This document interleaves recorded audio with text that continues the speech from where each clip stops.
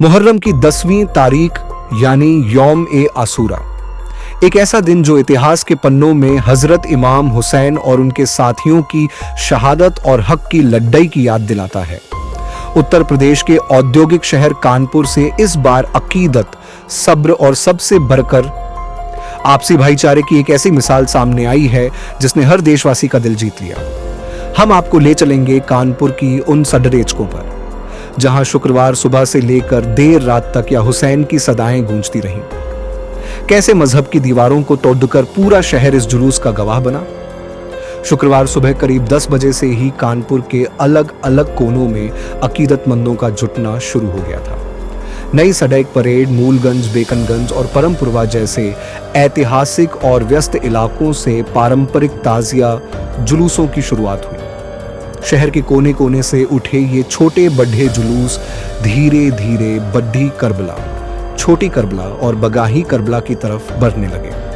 प्रशासन की तरफ से सुरक्षा के कड़े इंतजाम थे, लेकिन अकीदतमंदों के अनुशासन ने इस पूरे सिलसिले को बेहद शांतिपूर्ण बनाए रखा। जैसे जैसे सूरज ढलता गया, सड़कों पर जनसैलाब उमड़ता चला गया।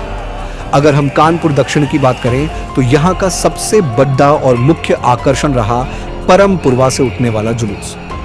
दोपहर को जुमे की नमाज मुकम्मल होने के बाद करीब 2 बजे के बाद मदरसा गरीब नवाज से यौम ए आसूरा का यह ऐतिहासिक जुलूस रवाना हुआ। कड़ी ही पुलिस सुरक्षा व्यवस्था के बीच यह काफिला धीरे धीरे आगे बढ़ा। ओरिएंट गैस कंपनी से होते हुए जब जुलूस पॉपुलर धर्मकांटा चौराहा और चांदनी टेंट ट्रेडर्स होते हुए मंगरा चौराहा पहुंचा तो वहां नजारा देखने लायक था।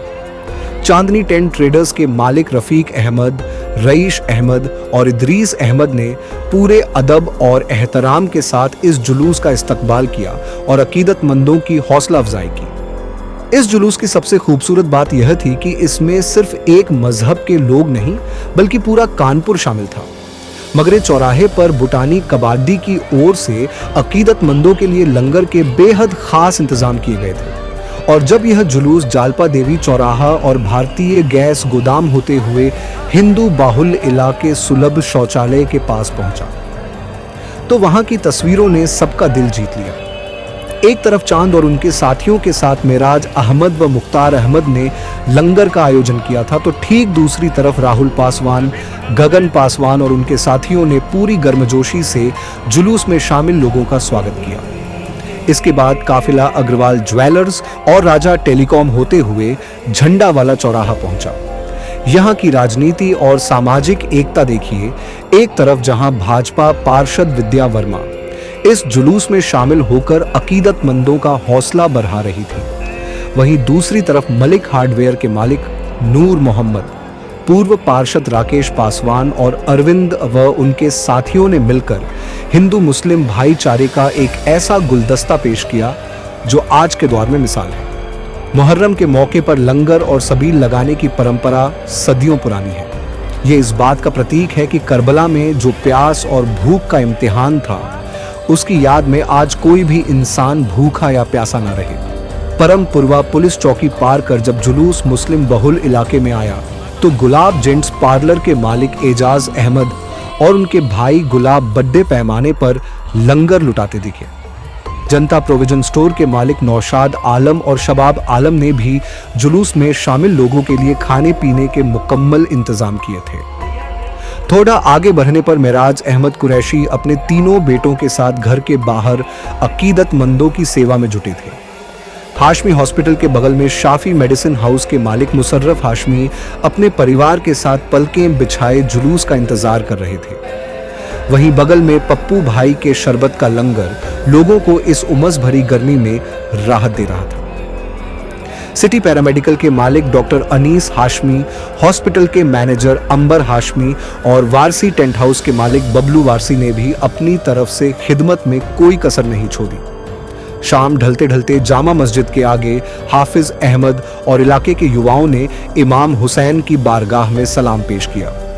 बरकत राम क्वार्टर रोड होते हुए जुलूस चांद बिल्डिंग पहुंचा, जहां बॉबी, शानू, एरिस और समीर खान ने अपने दोस्त शहजादे अंसारी के साथ मिलकर लंगर का जिम्मा संभाला था। जब यह कारवां रेलवे बाउंड्री रोड होते हुए सप्पू स्टूडियो पहुंचा तो वहां एक और ऐतिहासिक नजारा दिखा।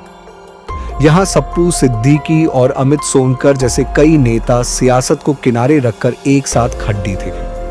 आपको बता दें कि यहां सप्पू सिद्दीकी के पूर्वजों द्वारा पिछले 50 सालों से भी ज्यादा समय से लंगर लगाने की परंपरा चली आ रही है, जिसे आज भी वे पूरी शिद्दत से निभा रहे हैं।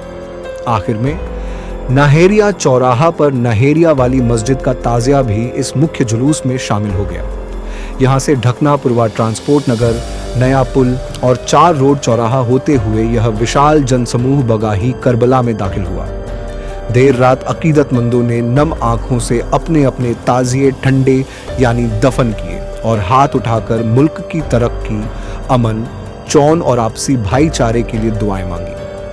मोहम्मद सुएब के साथ नफीस अहमद, दस्तक लाइव।